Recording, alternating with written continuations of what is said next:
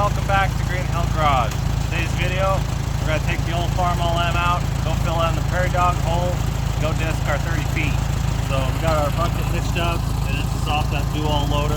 This came with the loader. It doesn't hold that many cubic feet of dirt, but it holds enough for what we're going to do. We may have to bring another pass in, but for now we're just going to start with one bucket full, raise it up so it doesn't fall out quite so much, and then we'll go hitch up the disc. So we'll see you guys once we have the disc hitched up. Okay, so we got the disc all hitched up. This is our little, I believe it's an International, either a 12 or a 25. I don't remember the model number exactly. My dad picked this up years ago at an auction, and when he bought it, it originally had 14 or 12 inch discs on the front. When I was about 13 years old, he picked up another disc, the same model, and it had these big old, I think they're 16s. Haven't measured, but they do way much better, they do much better, and they plug a lot less. By having that bigger diameter, they plug less. They do a lot easier. They don't put as much stress on the tractor.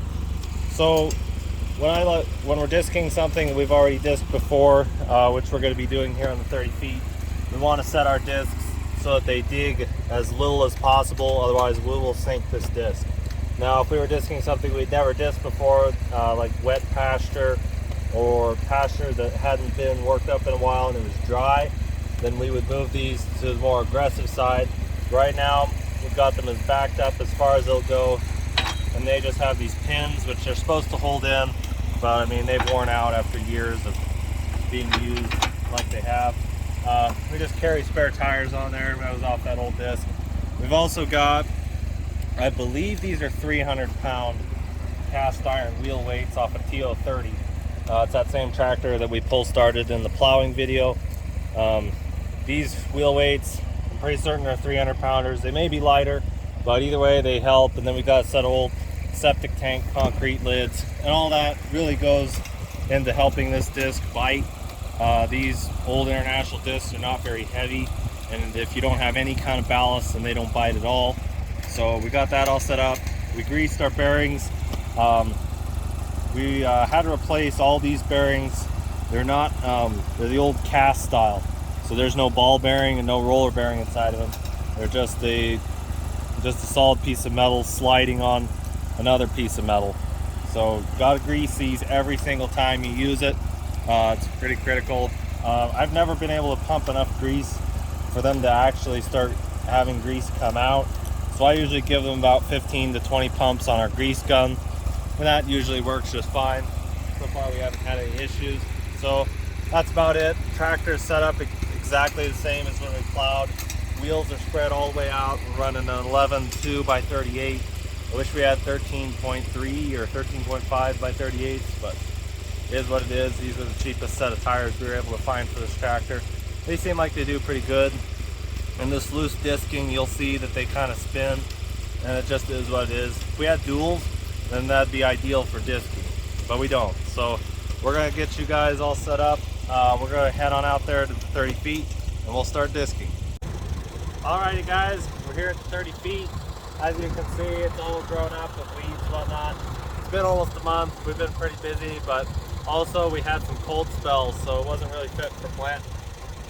Soil temperature needs to get around 50 degrees or so, give or take, in order for our oats to actually go sprout. So now, we disked it last time after we plowed it, and I didn't get film of it. But today we're just going to go ahead and try to knock down the weeds. We're not going to dig exceptionally deep, probably around 4 to 6 inches deep with this. So I'm going to start out the tractor in second gear. I'll see if I can get third.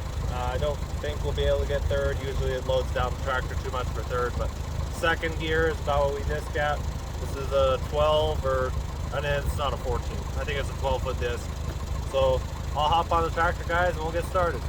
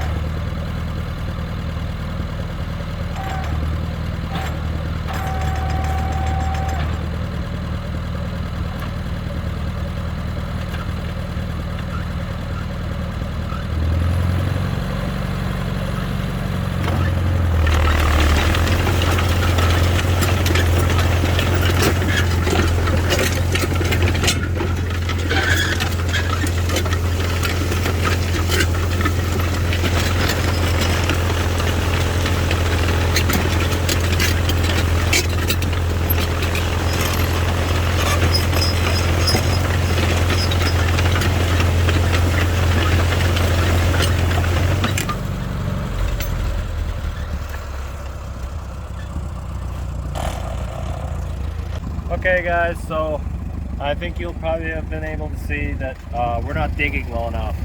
And we got these big old tobacco weed plants, got our alfalfa plants, and they've rooted themselves in pretty well.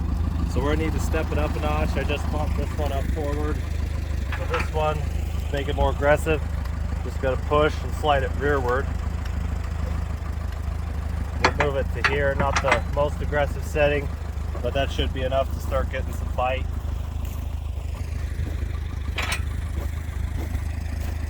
This one we're gonna need to lift and set our counterweight back a bit.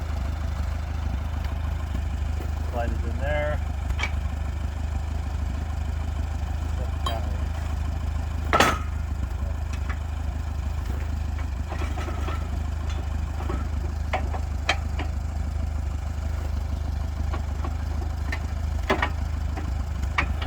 These old pins are pretty sticky, so takes a little bit of patience and sometimes some persuasion.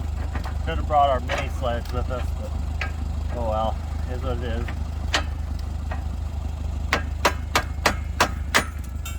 There we go. We'll move up here, grab the front.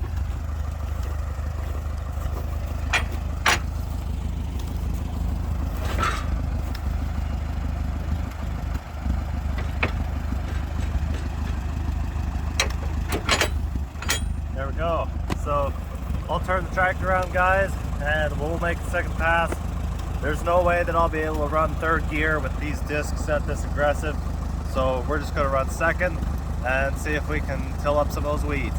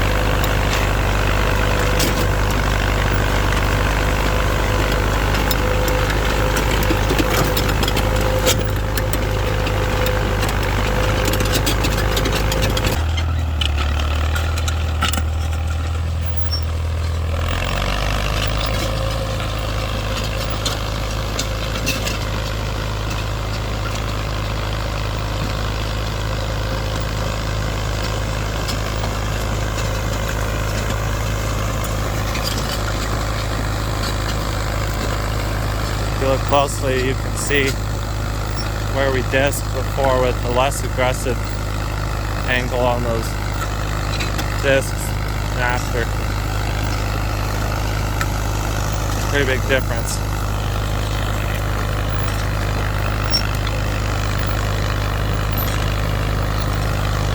It's working in pretty nicely too.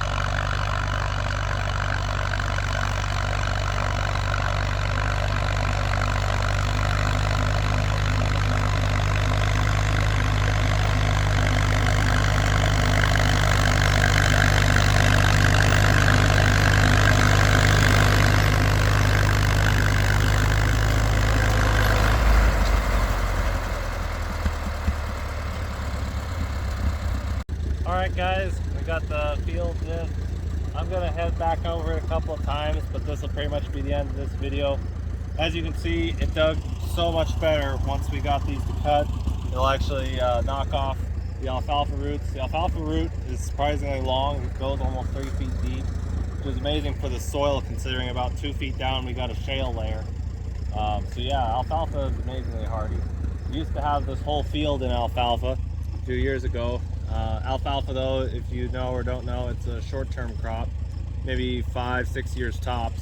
So we had alfalfa, recharged the nitrogen in the ground, and then we just went ahead and planted grass. We've had corn in this field before. We're not real corn farmers though, and this is only 9 acres, so it wasn't going to be a huge money maker. So yeah, this will be it. If you like this video, please check out our channel. We've got other videos, well, one other video now with the plowing with this Farmall M. This Farmall M never ceases to amaze me. I just did 3rd gear all the way down with the discs angled out. I didn't even think that was going to happen, but the old M took it like a champ. Really happy with it. I've driven some new tractors, and from Nebraska, I think this thing is only rated like 38 horsepower, maybe 40 horsepower. And the new tractors that I have driven at 40, they wouldn't even touch this disc. They couldn't get any traction. They just spin. So that tractor's balanced down, weighs somewhere around, I'd like to think 75 or 8,000. Yeah, it pulls this 12-foot disc pretty nicely. I've always wondered if it would be possible for someone to make like a set of headers, exhaust headers on that, and then an intake manifold to run like a 2-barreled carburetor. We may have to figure that out someday, but for now, this will be it.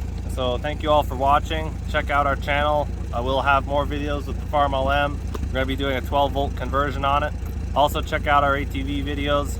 We got more videos from for the Kawasaki Mule coming up. So thank you all for watching, and you all have a great day.